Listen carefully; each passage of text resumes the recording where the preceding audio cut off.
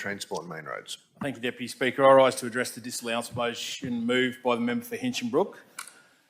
Deputy Speaker, I know that Queenslanders love boating. There's over 280,000 craft registered and over 1 million licences issued across Queensland, many of whom are from North Queensland and live in electorates like Hinchinbrook. Nevertheless, with this love for water-based activities comes risk, and it's important that we do our best to manage that risk appropriately while enjoying all that our state has to offer.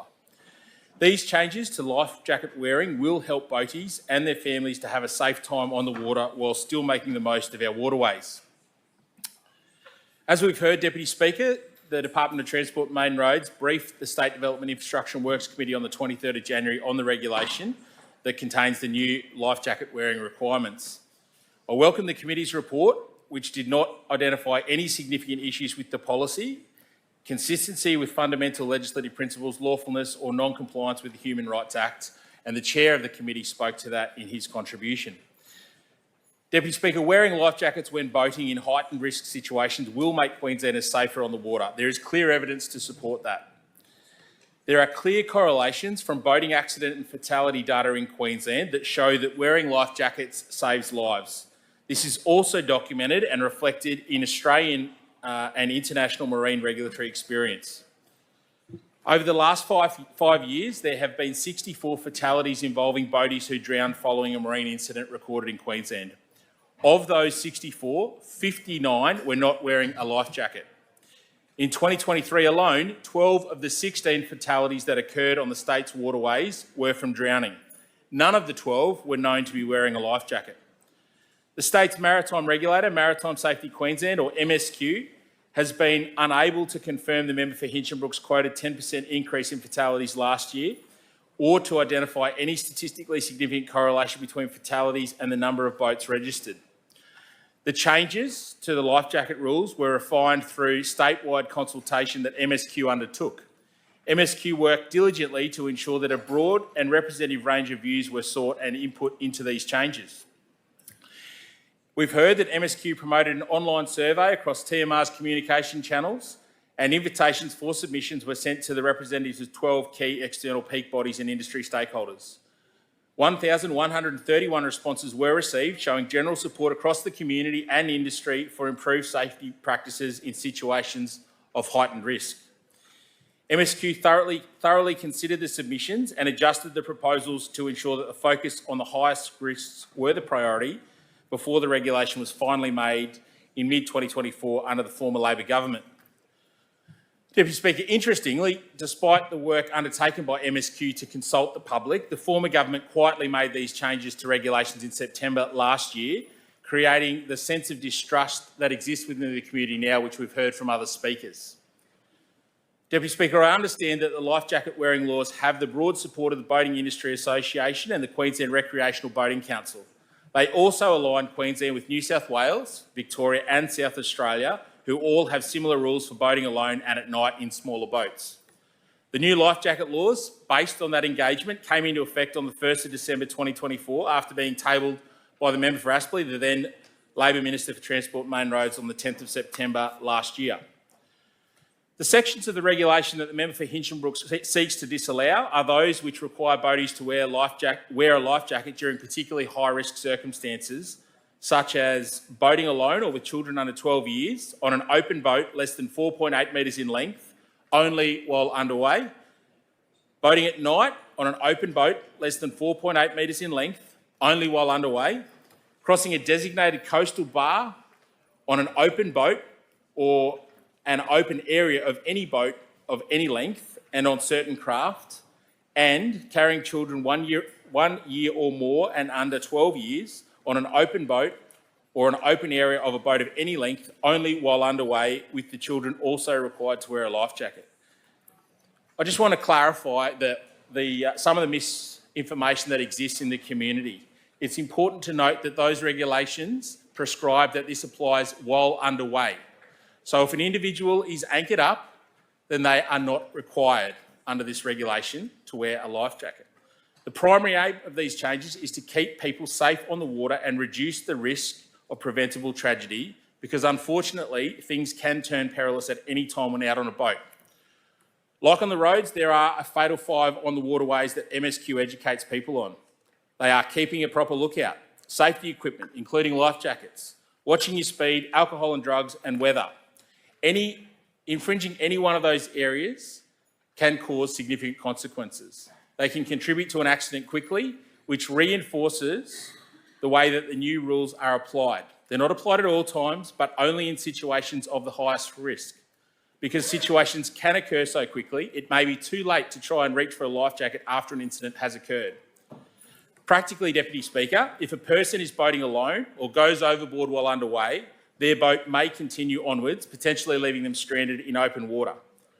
Even a spot-locked boat, which the member for Hinchinbrook spoke about, can drift away if the technology fails for any reason, like a flat battery or a loss of GPS signal. Deputy Speaker, a person may be injured or even unconscious during an overboard incident. In this scenario, their chances of climbing back into the boat are reduced and they are more likely to survive if wearing a life jacket. Similarly, going overboard at night while underway presents challenges where in the dark it might not be clear where they went overboard. Reflective tape and whistles, which are required on level 100 and 150 life jackets and optional on level 50 life jackets, can make it easier to find someone, and some are also fitted with lights, but it won't help search and rescue efforts if the life jacket is on board the boat while the person is in the water. Deputy Speaker, that's the key difference, that in such high-risk situations, we want boaties to be wearing the life jacket rather than simply having it on board. That's because wearing a life jacket in those cases will increase the chances of survival for a person in the water. I note the member for Hinchinbrook's comments that there is currently nothing stopping a boatie from making this safety choice themselves, and that's true. But that does not account for all of those circumstances where things can go wrong. Those same people who may choose not to wear a life jacket in those high-risk circumstances are the same ones who expect Volunteer Marine Rescue to come to their aid when issues arise. The member for Hinchinbrook supports personal choice about safety, as do I. However, the reality is that government frequently makes decisions to regulate behaviours on matters of safety because they are in the interests of either the individual or our community as a whole. Seatbelts, illicit drug use, speed limits are all examples where personal choice is limited in favour of individual or collective safety. In the Brisbane region, 26 people are recorded to have drowned or presumed to have drowned in the last 5 years. Only 4 were known to be wearing a life jacket. But the need to get more boaties to wear a life jacket is not confined to the southeast of Queensland. Across the Cairns, Townsville, Mackay and Gladstone regions, 38 people have recorded to have drowned or are presumed to have drowned in the same period. Just one of them is known to have been wearing a life jacket. And that goes to show the importance of putting safety first. Marine incidents can happen at any time, anywhere. Deputy Speaker, I was surprised to learn that in the electorate of Hill, in the last 5 financial years starting 2019 to 2020, there's been 5 drownings or presumed drownings involving people not wearing a life jacket.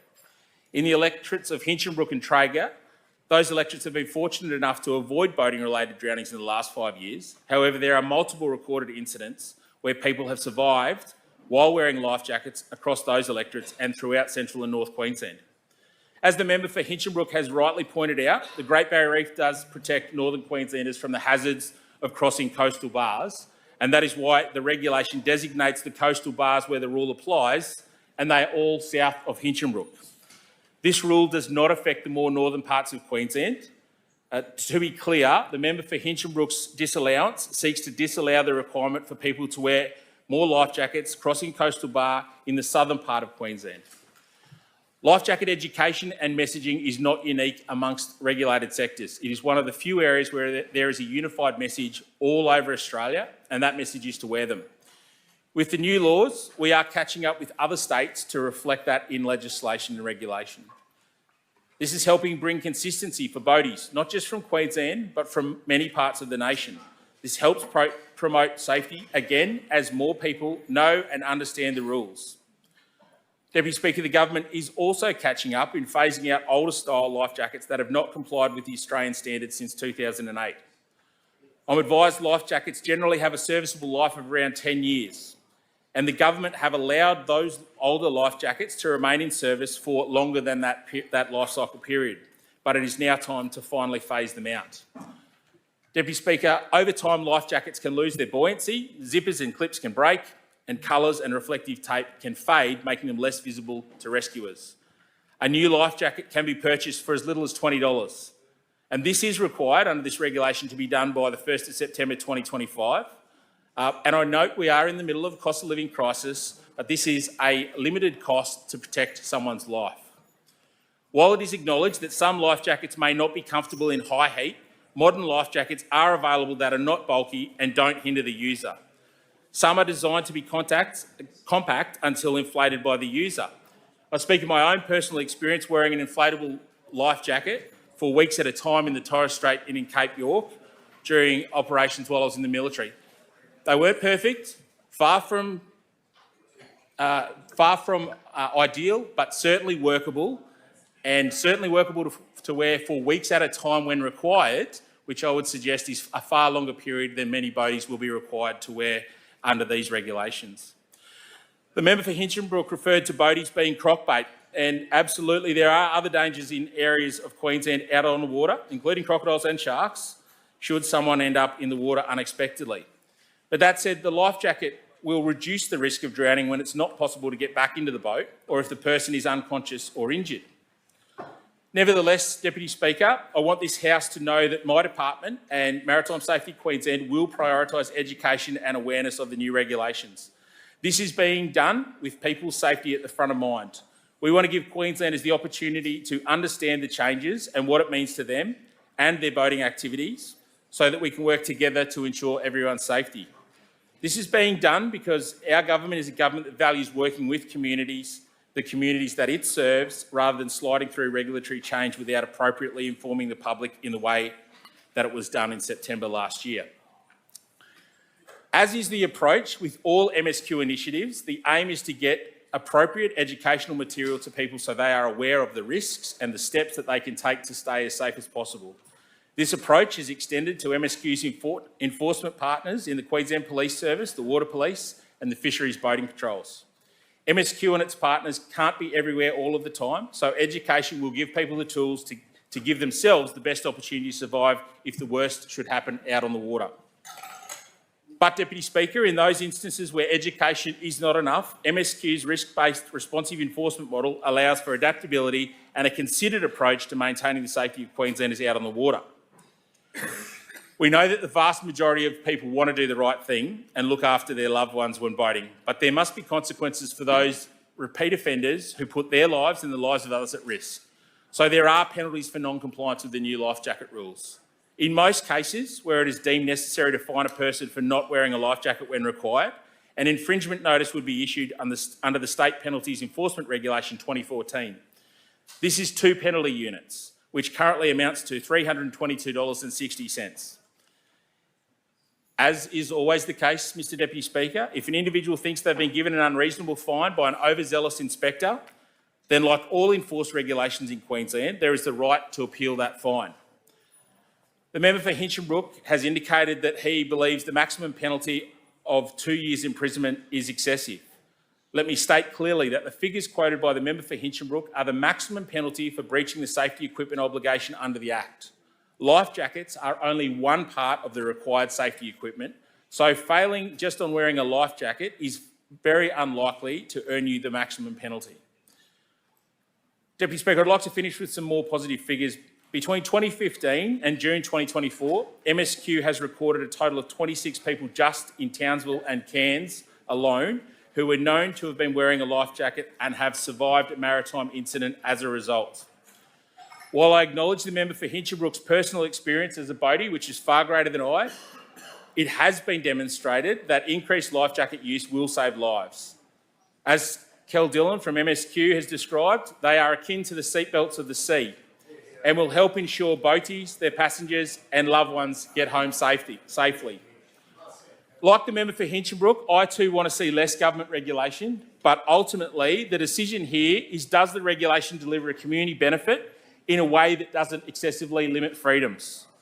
My view is that the benefit that is delivered under this regulation in making a meaningful reduction to deaths at sea justifies the limited impost requiring boaties to wear life jackets in high-risk situations. For that reason, And noting the widespread support for these reforms, the government will not be supporting the disallowance motion before the House tonight.